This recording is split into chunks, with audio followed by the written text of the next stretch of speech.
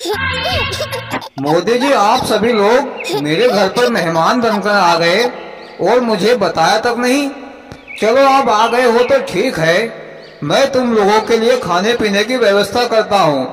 तब तक मोदी जी, आप एक मस्त कहानी सुना दो। भैया लालू जी, जब भी मैं तुम लोगों के साथ बैठता हूँ तुम लोग कहानी की फरमाइश करने लगते हो। चलो ठीक है, मैं तुम लोगों को एक बुढ़िया की कहानी सुनाता हूँ।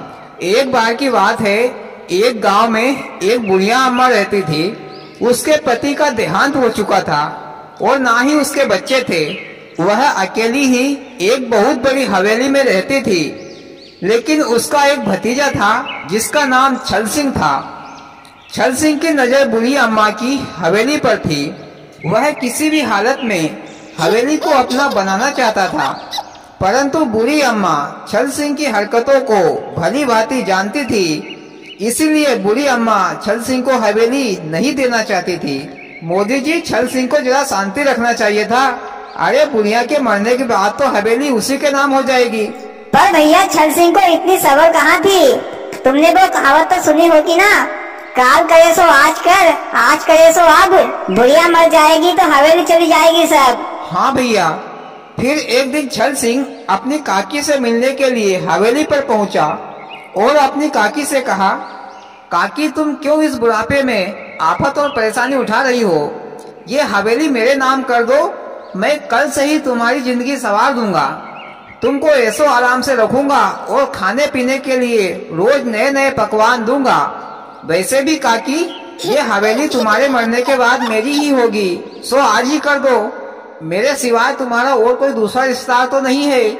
तो बूढ़ी अम्मा ने कहा कि छल सिंह, तुम ये बात मुझसे ना ही करो तो ठीक है, मैं पहले भी तुम्हारे साथ रह चुकी हूँ। तुमने मेरे को कितना ऐसो आराम दिया है, तुम भी जानते हो। मुझसे अपने घर का सारा काम करवाते थे और पकवान की जगह पर खाने पीने को बासी रोटी और मिर्ची देते थे। अरे, कुत्ते से बदतर हालत कर दी थी तुमने मेरी। अब मैं तुम्हारी बातों में नहीं आऊंगी, जाओ, निकल जाओ इस हवेली से।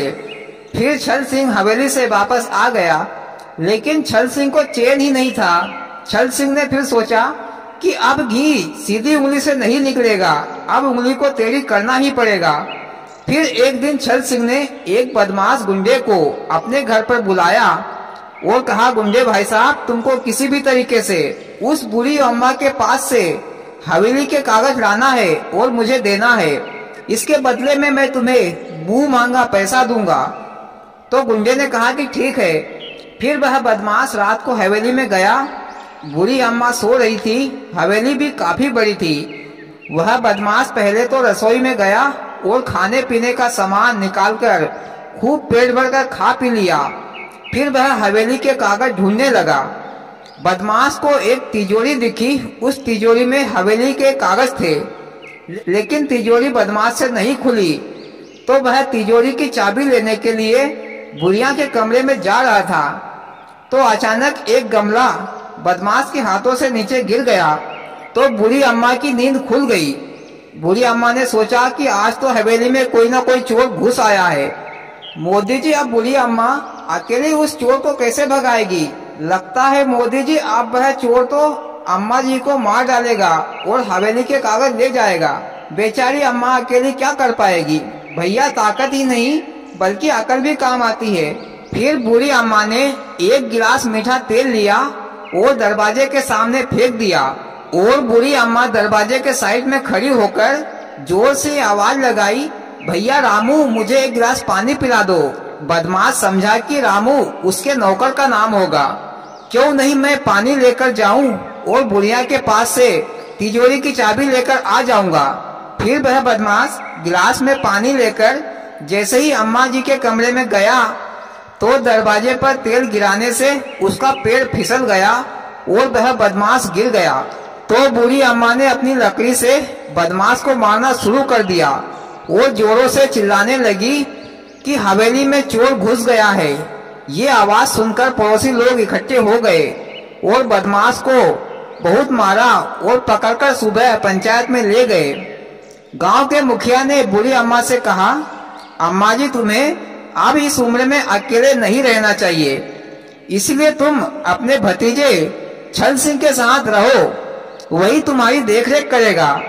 तो बूढ़ी अम्मा ने कहा कि मुखिया जी, मेरा भतीजा मेरी हवेली के पीछे पड़ा है।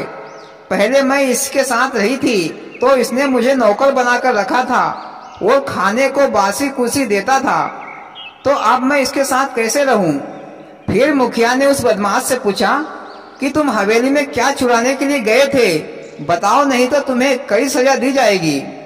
ये सुनकर छल सिंह अपनी गर्दन हिलाते हुए बदमाश को मना कर दिया कि मेरा नाम नहीं बताना, लेकिन अम्मा छल सिंह का इशारा समझ गई। फिर अम्मा ने कहा, मुखिया जी, आप इस चोर को छोड़ दो, इसे कोई सजा ना दो। आज से यह चोर मेरा बेटा है, यही मेरी देखभाल करेगा तथा मेरे मरने के बाद यह हवेली इसी की होगी।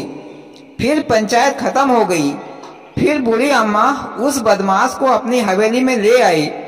दूसरे दिन गांव के बाहर छल सिंह ने उस बदमाश को बुलाया और कहा, गुंडे भैया, तुम उस बुढ़िया को कब मारोगे और हवेली के कागज मुझे कब दोगे? तो बदमाश ने कहा, शेर जी, अब वह बुढ़िया मेरी माँ है और मैं अपनी माँ को कभी भी नहीं मारूंगा, और ये हवेली का सपना देखना बंद कर दो, अब ये तुम्हें कभी भी नहीं मिलेगी। तो छल सिंह ने कहा, गुंडे महाराज, तुम मुझे नहीं जानते हो, मैं हवेली के लिए अपनी काकी को मरवा सकता हूँ, तो तुम कौन से खेत की मूली हो, मैं तुझे भी मरवा दूंगा। ये सारी बातें पेड़ के पीछे खड़ी बूढ़ी अम्मा और मुखिया और गांव वाले सुन रहे थे। फिर गांव वालों ने छल सिंह को पकड़ा और पंचायत में ले आए। छल सिंह को पंचायत में ये सजा सुनाई कि आज से जब तक बूढ़ी अम्मा जिएगी तब तक छल सिंह इस गांव में नहीं रहेगा, और 10,000 रुपया जुर्माना भी वसूला गया। मोदी जी छल सिंह को बहुत जल्दी दी हवेली लेने की।